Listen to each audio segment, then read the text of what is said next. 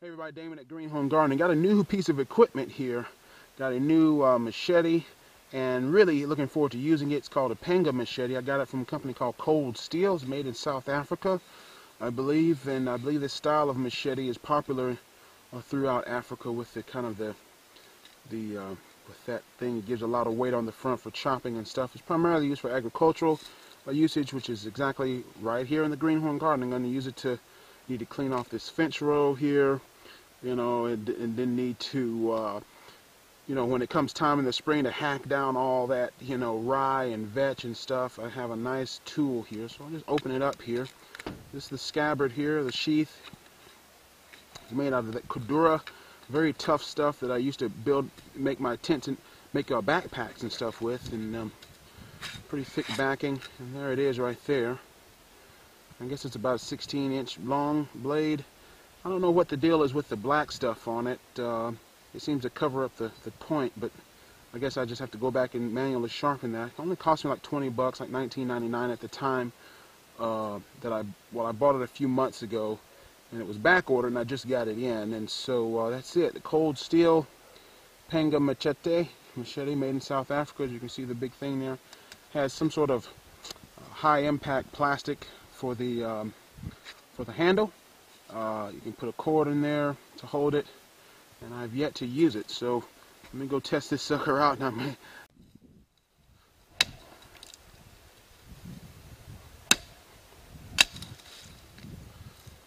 Well, not too bad, huh? Not even sharp. Let's try something else.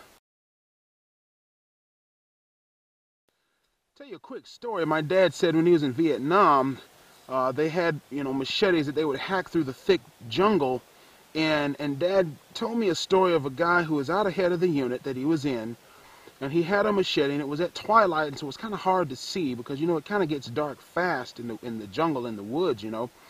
And Dad said whoever the guy was on point or whatever had a machete, and he saw what looked like a really big tree in front of him, and he reared back with all his might and had his leg kind of out here front like this, and he just with all the strength, you know, these army guys are really well trained, and just it was just a little vine, and it basically just cut his leg off.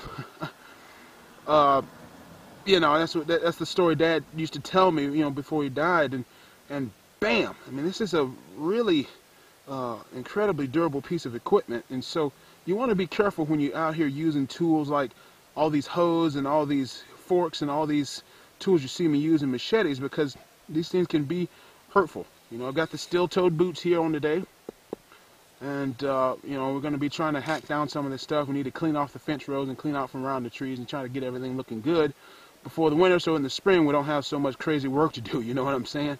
And so that's kind of what we're doing with this machete here. And I don't know if I'm even using this right, but I'm just hacking and slashing here, man.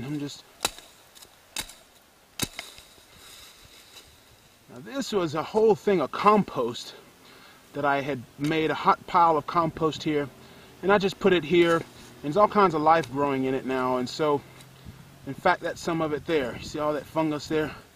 Really good compost, still working very well. And I'm probably gonna, all my pine trees, all the pine trees here where I have all this underbrush, I'm probably just gonna put all kinds of herbs under it, just to for the future, but for the coming spring. But we're trying to get everything kind of doing here. This is pretty good. Need to go sharpen it well, but I'm happy with it. You know, it's you learn how to use it, and you learn how to do all that kind of stuff. So you can check them out. Cold Steel.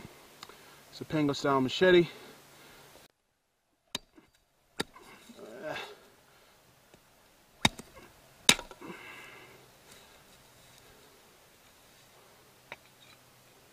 It's doing pretty well. I like it. Good times. Greenhorngardening.com/game. Rate, comment, subscribe. Tell me what you think.